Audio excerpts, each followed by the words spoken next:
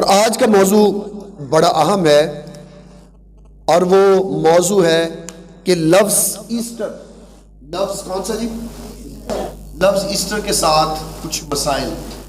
ہم ایک لفظ بولتے ہیں ایسٹر، اور یہ لفظ ایسٹر بولنا کیا صحیح ہے یا غلط، آج ہم اس کے بارے میں سیکھیں گے۔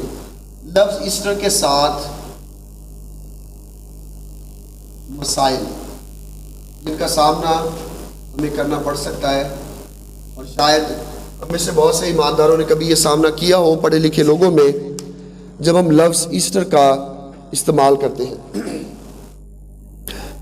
جب ہم کوئی عید مناتے ہیں جس میں عید قیامت مسیح ہے اور عید ولادت المسیح ہے یا تجسم المسیح ہے، مسیح یسوع کا جسم لے کر آنا، جب ہم ایسے نام بولتے ہیں تو بہت سے لوگ ہم سے سوال کرتے ہیں۔ مجھے یاد ہے آج سے 2 سال پہلے ایک تقریب میں جہاں پر بہت سے غیر مسیح لوگ موجود تھے، تو مجھے وہاں پر خداوند کے کلام کو وہ پڑھنے کی سعادت ملی کہ میں خداوند کے کلام کو پڑھ سکوں۔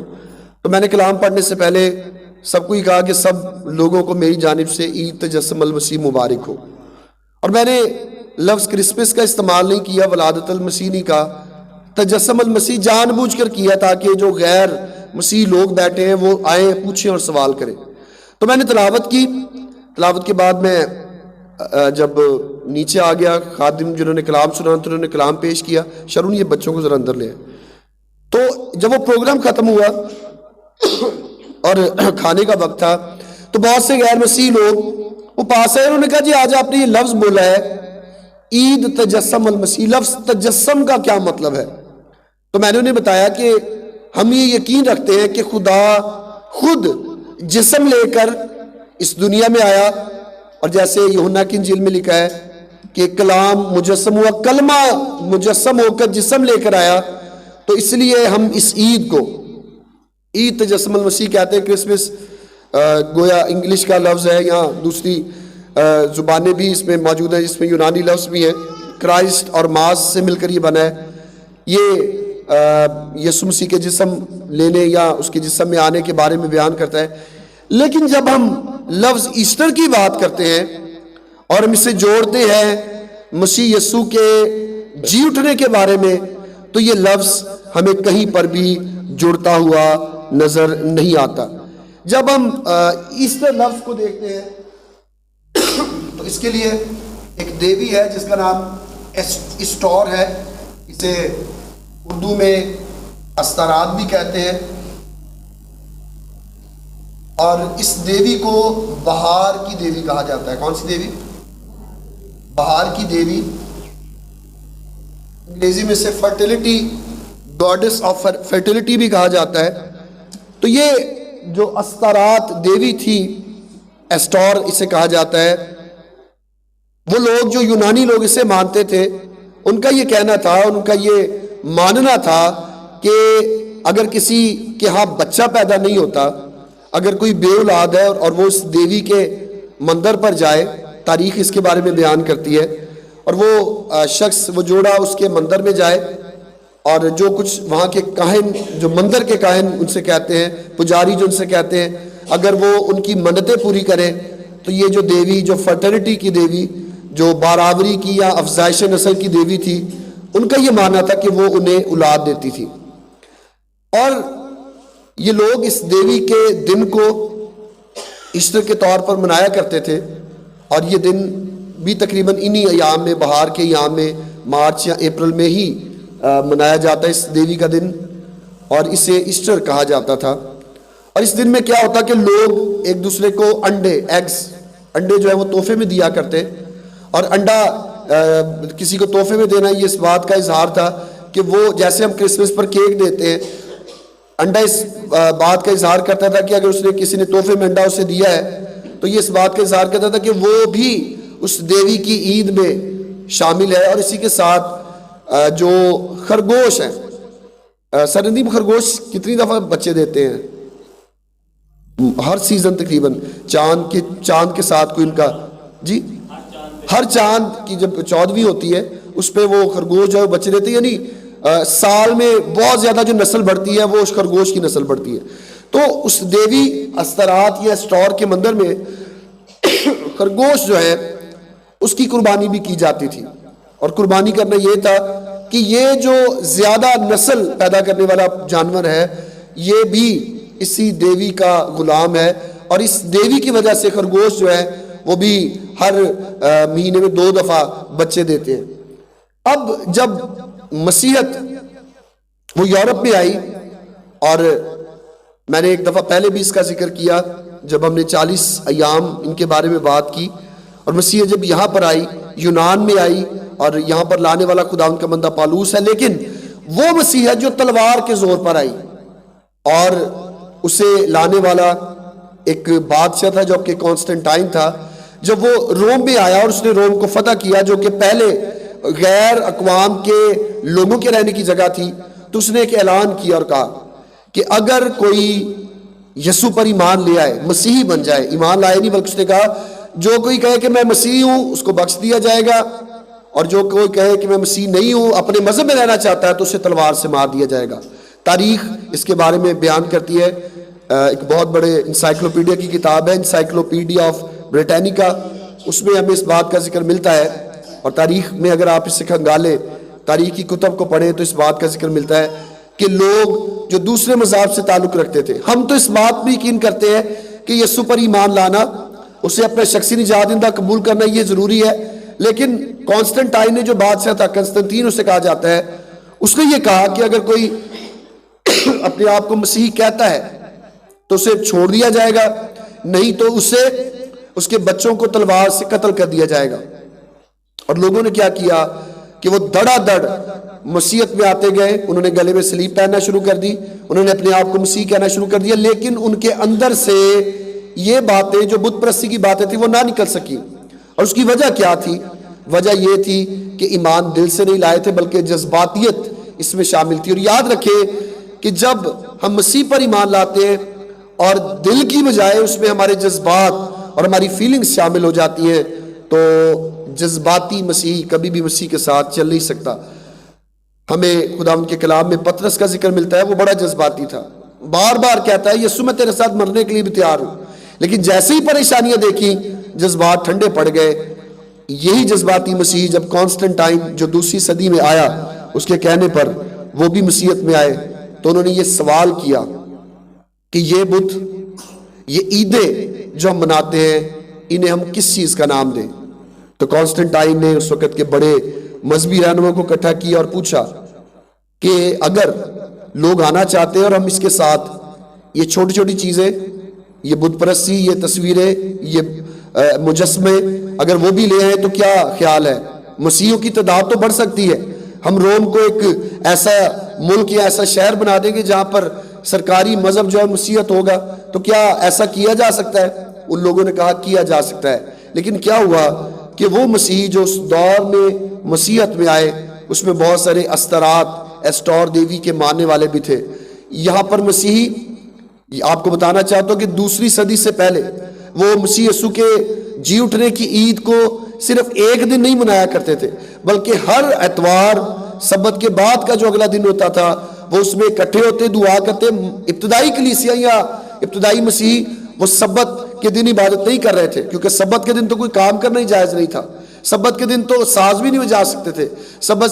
سبت کے دن وہ کہیں پر چل کر آ جا بھی نہیں سکتے تھے, ان کے لیے سبت کے دن آرام کرنا ضروری تھا. لیکن مسیحیوں نے سبت کے دن عبادت نہیں کی بلکہ سبت سے اگلا دن جو سنڈے کا دن ہے جسے بعد میں سنڈے کہا گیا, سبت سے اگلا دن جو ہے اس میں وہ عبادت کیا کرتے تھے. لیکن دوسری صدی کے بعد جب کانسٹنٹائن آیا اور اس نے پوری دنیا کے اوپر اس بات کو کہا کہ جو کوئی ہمارے ماتحت آئے گا, کیونکہ روم کی حکومت تھی, رومی اس وقت پوری دنیا پر قابض سے, جیسے آج کے دور میں ہم کہہ سکتے ہیں امریکہ کو جو سپر پاور ہے, انہوں نے کہا جو کوئی ہمارے مذہب کو مانے گا ہم اسے چھوڑ دیں گے, جو نہیں مانے گا اسے قتل کیا جائے گا. استرات دیوی کے ماننے والے بہت سارے لوگ بھی آئے, اور جب لوگ آئے تو انہوں نے کہا جی ہم تو عید مناتے ہیں, اپنی دیوی کی عید مناتے ہیں.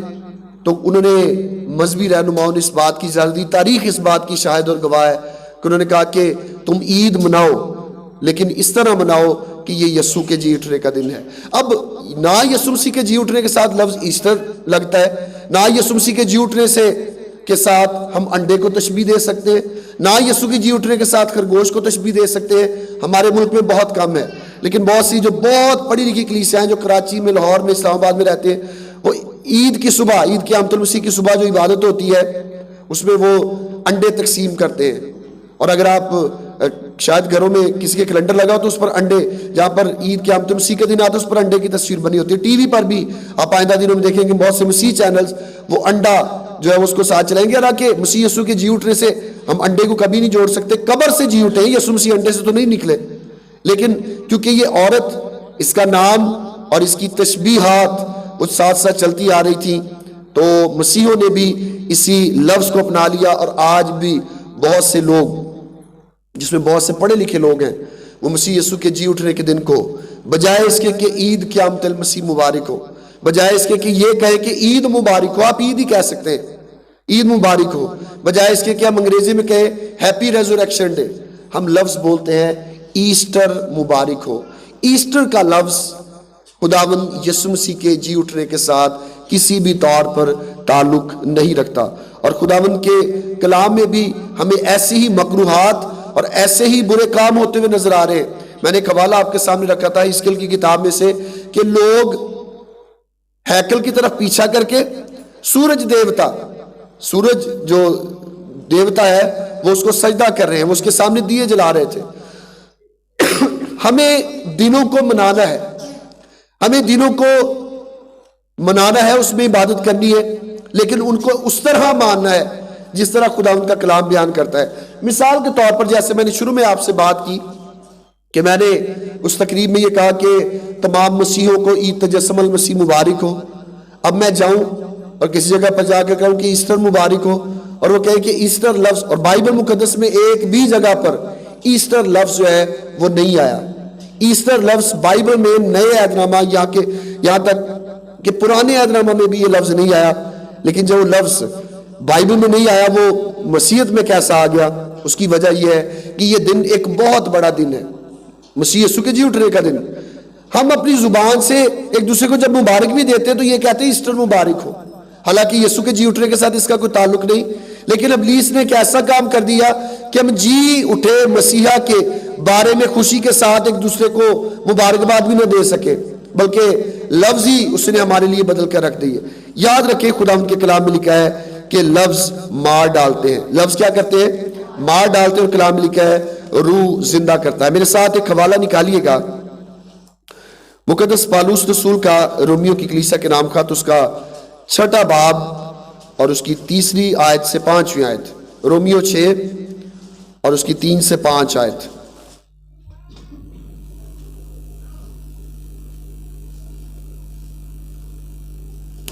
جی مہربانی سے اس کو پڑھ دیں، 6 باب اس کی 3 آیت سے اس کی 6 آیت 5 آیت تک۔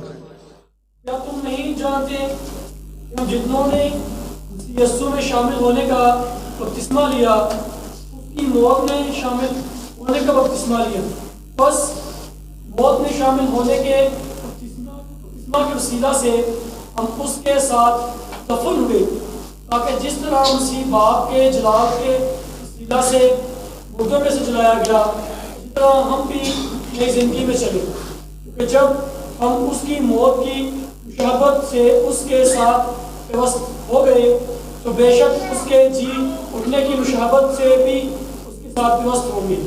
آمین۔ خدا ان کے کلام میں لکھا ہے کہ ہمیں مسیح یسوع کی موت میں شامل ہونا ہے۔ بپتسمہ جب ہم لیتے ہیں، بپتسمہ صرف لینا صرف ہمیں گیلا کرتا ہے، لیکن اس کے اندر جو معنی چھپے ہیں وہ یہ ہے کہ جب ہم بپتسمہ لیتے ہیں تو بپتسمہ لینے سے جس طرح مسیح یسوع قبر میں گیا، دفن ہوا، تیسرے دن جی اٹھا، ہم بھی اظہار کرتے کہ میں نے بھی اپنے آپ کو، اپنی پرانی انسانیت کو دفن کیا، اور اب میں ایک نئے انسان کے طور پر کلیسیا اور جماعت کا حصہ ہوں۔ اور پالوس رسول اسی طرح یہ بیان کرتے ہیں، کیونکہ جب ہم اس کی موت کی مشابہت کے ساتھ اس کے ساتھ پیوست ہو گئے تو اس کے جی اٹھنے کی مشابہت سے بھی اس کے ساتھ پیوست ہوں گے۔ تو جی اٹھنے کی مشابہت جو ہے مردوں میں سے جلایا جانا ہے۔ مسیح یسوع کی جی اٹھنے کی مشابہت کیا ہے؟ جی مردوں میں سے جلایا جانا۔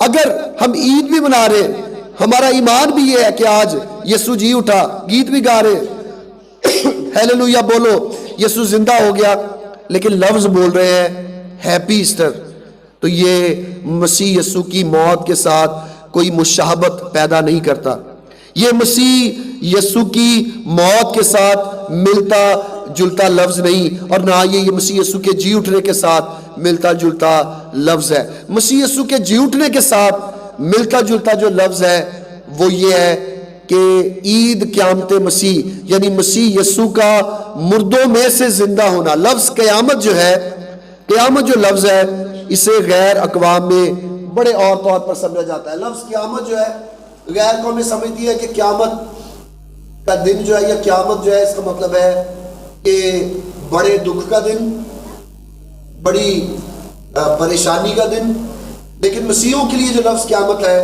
اس کا مطلب ہے نئی زندگی یا جی اٹھنا، نئی زندگی یا کیا ہونا، جی اٹھنا۔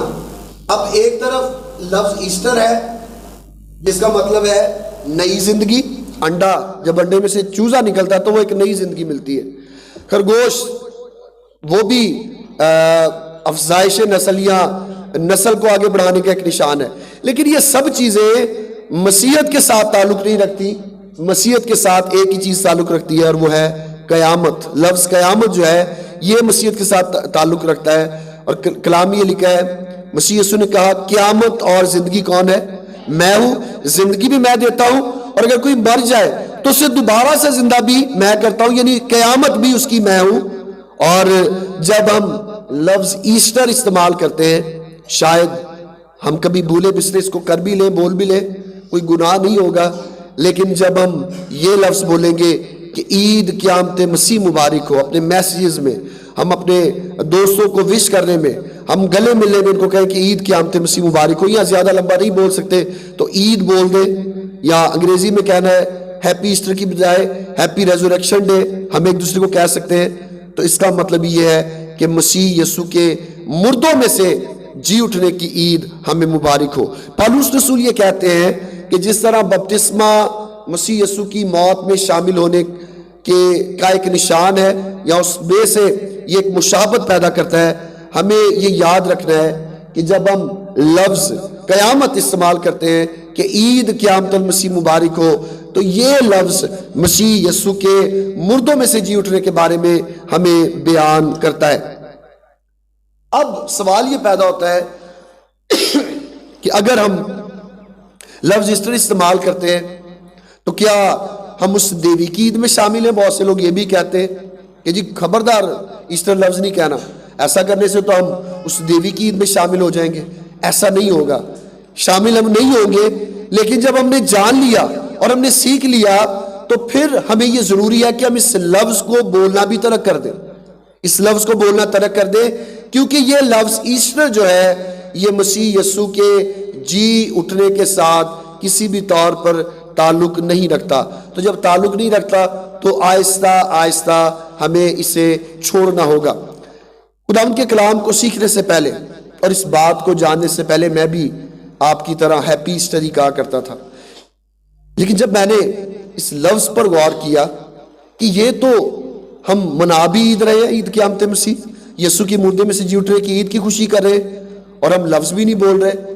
بھائی ایک پادری ہوتے میری ذمہ داری کہ میں نے کلام سنا نا، آپ نے تو بیٹھ کر کلام سننا ہے، اور میں نے تو آپ کو مبارکباد کہہ دیا، لیکن آپ نے جب چرچ میں سے باہر جانا ہے تو آپ نے کہہ دیا کہ ہیپی ایسٹر، اس کا مطلب یہ ہے کہ میرے دل میں جی اٹھے کی مسیح کی خوشی ہے، لیکن میں اس کے لیے لفظ بولنے کے لیے یا میں اس کی گواہی دینے کے لیے تیار نہیں۔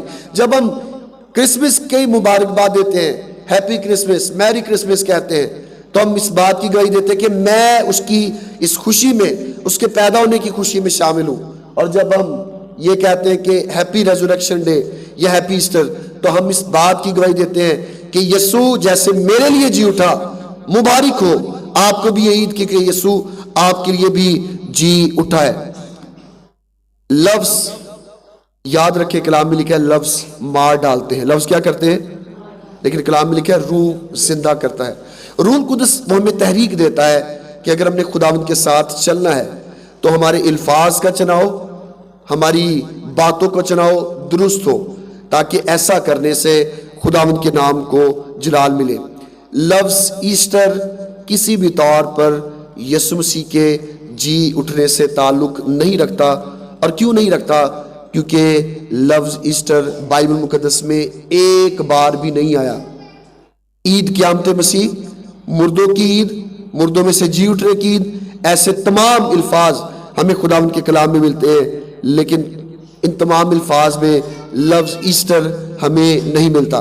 ایک اور لفظ جو اکثر ہم استعمال کرتے ہیں اور ہمیں استعمال ہوتا ہوا ملتا ہے، اور ہم اس کو بے دھیانی میں استعمال کرتے ہیں، شاید ہمیں پتہ نہیں، دعا میں اس لفظ کو ہم بڑا استعمال کرتے ہیں۔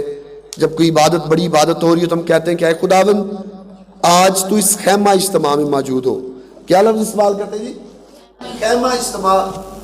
خیمہ جو ہے، ہم انگریزی میں خیمہ کہتے ہیں ٹینٹ کو، اور اجتماع جو ہے وہ جگہ، وہ ٹینٹ جہاں پر لوگوں کا اجتماع ہوتا تھا۔ لیکن ہمیں بائبل مقدس کے مطابق اس بات کو یاد رکھنا ہے کہ اس سے پہلے کہ ہیکل بنائی جاتی، ہیکل کے اندر عہد کا صندوق اور پاک اشیاء وہ رکھی جاتی ہیں، خداوند کی حضوری کا اظہار اس جگہ سے ہوتا۔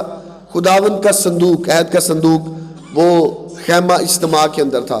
آج چرچ ہیکل نہیں ہے، یاد رکھیں، آج چرچ بلڈنگ، جو میں بلڈنگ کی بات کر رہا ہوں، بلڈنگ کو ہم ہیکل نہیں کہہ سکتے کہ یہ خداوند کی ہیکل ہے، کیونکہ ہیکل یہ وہ جگہ تھی جہاں پر خدا مختلف وقتوں میں خود موجود ہوا کرتا تھا۔ لیکن آج لفظ چرچ جو ہم استعمال کرتے ہیں، سب سے پہلے تو ہمیں یاد رکھنا ہے کہ لفظ چرچ جو ہے یہ کلیسیا یا انسانوں کے لیے استعمال ہوتا ہے۔ تو چرچ یہ ہیکل نہیں ہو سکتی۔ اسی طرح وہ جگہ جہاں پر ایماندار جمع ہے وہ خیمہ اجتماع نہیں ہو سکتا، کیونکہ خیمہ اجتماع یہ وہ جگہ ہوتی تھی، یا بائبل مقدس سے وہ جگہ تھی جہاں پر خدا کا عہد کا صندوق موجود ہوتا تھا، اور خداوند کاہن جب دعا کرنے کے لیے آتے خداوند خود وہاں پر حاضر ہوتا تھا۔ لیکن آج خداوند کلیسیا میں سے اور جماعت میں سے کبھی نہیں جاتا۔ ہیکل میں خدا کبھی کبھی آیا کرتا، اور جب آتا تو کاہن اس کی حضوری کو اور اس کی موجودگی کو برداشت نہیں کر پاتے تھے۔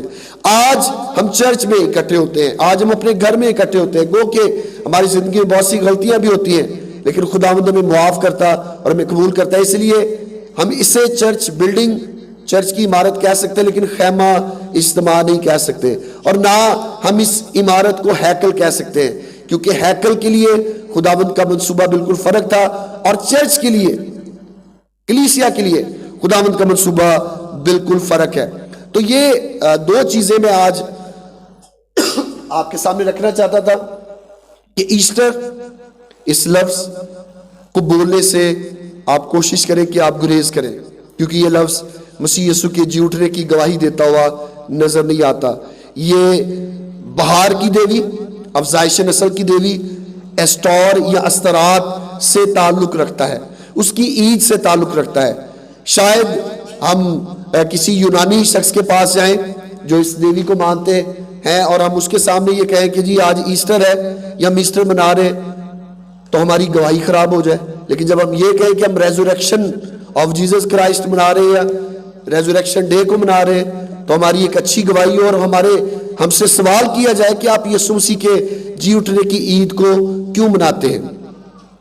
ابتدائی کلیسیا کے بعد دوسری صدی میں، چرچ کے ٹائم میں، دوسری صدی میں اس نام کو اپنایا گیا، اور آج تک یہ نام بہت سی کلیسیاؤں میں رائج ہے۔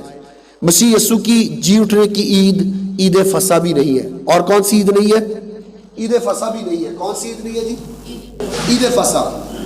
عید فصح خداوند یسوع مسیح کے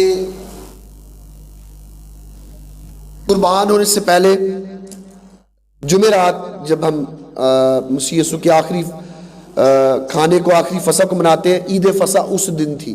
اس دن عید فصح کا آغاز ہوا، اور یہ عید 3 دن تک سبت سے پہلے جاری رہتی تھی۔ اور یسوع مسیح جب وہ صلیب پر تھے تو نیچے ہیکل میں بھی قربانیاں ہو رہی تھی۔ فصح کی قربانی جو ہے وہ نیچے ہیکل میں بھی ہو رہی تھی، اور عین یہ بات کہی جاتی ہے کہ یسوع مسیح نے جب صلیب پر اپنی جان دی اور کہا کہ اے باپ، میں اپنی روح تیرے ہاتھوں میں سونپتا ہوں، تو عین اس وقت پردہ جو کاہن کو اور خدا کو علیحدہ کرتا تھا، وہ بہت بڑا پردہ جب یسوع نے اپنی جان دی تو ہمیں مقدس مرکز کی انجیل میں یہ ذکر ملتا ہے کہ قبریں جو ہیں وہ کھل پڑی، بہت سی قبریں کھل گئی اور مردے بھی زندہ ہو گئے، اور اس طرح زندہ ہو گئے کہ لوگوں کو نظر آئے کہ ان کے رشتہ دار جو وہ زندہ ہو کر پھر رہے، کفن ان کے جسم پر تھا۔ اور یسوع مسیح نے جب صلیب پر جان دی تو خدا ان کے کلام میں یہ لکھا ہے کہ مقدس کا پردہ دو ٹکڑے ہو گیا۔ مقدس کا پردہ کیا ہو گیا؟ یہ دو ٹکڑے ہونا اس بات کی علامت یا دلالت تھی۔ پہلے جو پردہ تھا وہ پورا ایک پردہ تھا، اس میں حصے نہیں تھے، اور مقدس کا پردہ یہ خدا اور انسان کے بیچ میں دوری کو قائم رکھتا تھا۔ اور اس کا آغاز کب سے ہوا؟ اس کا آغاز تب سے ہوا جب موسیٰ نبی خدا سے بات کیا کرتا تھا تو قوم بنی اسرائیل نے کہا کہ ہم بھی خدا سے بات کرنا چاہتے ہیں۔ خدا نے کہا کہ میں انہیں نظر نہیں آؤں گا، صرف پہاڑ کے پاس آؤں گا۔ جب خداوند کے آنے سے وہ پہاڑ ہلا، اس میں سے بجلیاں نکلی تو لوگ چیخنے لگ گئے، پریشان ہو گئے، اور انہوں نے موسیٰ سے کہا کہ تو خود ہی بات کیا کر، ہم خدا کو دیکھ نہیں سکتے۔ موسیٰ نے بھی خدا کو دیکھا نہیں تھا، اس نے اپنے چہرے کو چھپا لیا تھا، خدا کو وہ بھی دیکھ نہیں پایا۔ انسان کیونکہ وہ انسان ہے، وہ خاکی ہے، اور وہ نور کو کبھی بھی دیکھ نہیں سکتا، برداشت نہیں کر سکتا، اسی لیے خدا نے ایک پردہ درمیان میں رکھا تھا کہ اگر کاہن آتا بھی ہے تو وہ اس کے نور کی وجہ سے، اس کے جلال کی وجہ سے گر نہ جائے۔ لیکن یسوع مسیح کی صلیب پر جان دینے کی وسیلہ سے وہ پردہ دو حصوں میں تقسیم ہو گیا۔ میں یہ بات بتانا چاہتا ہوں کہ بہت سے لوگ وہ ایسٹر بھی نہیں کہتے، ریزوریکشن ڈے یا عید قیامت المسیح بھی نہیں کہتے، وہ کہتے جی عید فصح مبارک ہو۔ فصح یسوع مسیح کے ساتھ ہم جوڑ نہیں سکتے۔ فصح ہر سال منائی جاتی تھی، لیکن ہر سال وہ اس لیے منائی جاتی کیونکہ قربانی مکمل نہیں ہوتی تھی۔ آج ہم عید قیامت المسیح کو فصح کیوں نہیں کہہ سکتے؟ کیونکہ فصح پہ تو صرف برے کو قربان کیا جاتا تھا اور خاندان کے لوگ، افراد اس میں شامل ہوتے تھے، لیکن میرا اور آپ کا نجات دہندہ مسیح یسوع نہ صرف وہ قربان ہوا بلکہ قربان ہونے کے بعد وہ تیسرے دن مردوں میں سے کیا ہو گیا؟ جی اٹھا۔ فصح سے بڑھ کر ہمارے لیے جو عام ہے وہ یہ کہ وہ برا جسے ذبح کیا گیا وہ زندہ ہو گیا اور اب باپ کے داہنی طرف بیٹھا ہے۔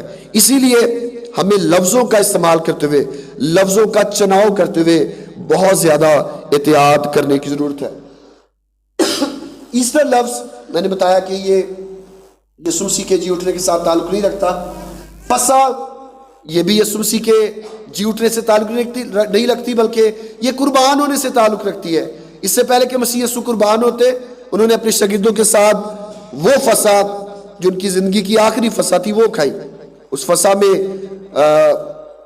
وہ کھانا کھایا کرتے، اور خاص طور پر اس میں جو عام چیز تھی وہ برا کا گوشت جو ہے جسے وہ اپنے خاندان کے لیے کھاتے۔ اور یہ یاد رکھیں کہ فصح کا برا جو ہے اس کے گوشت کو یا اس کو جب کھایا جاتا تو اسے ایک ہی بار میں ختم کر دیا جاتا ہے۔ ایسا نہیں کہ فصح کا برا ہے جیسے غیر قومیں آج بھی قربانی کرتے ہیں، قربانی کا گوشت 4 5 مہینے فریج میں پڑا رہے۔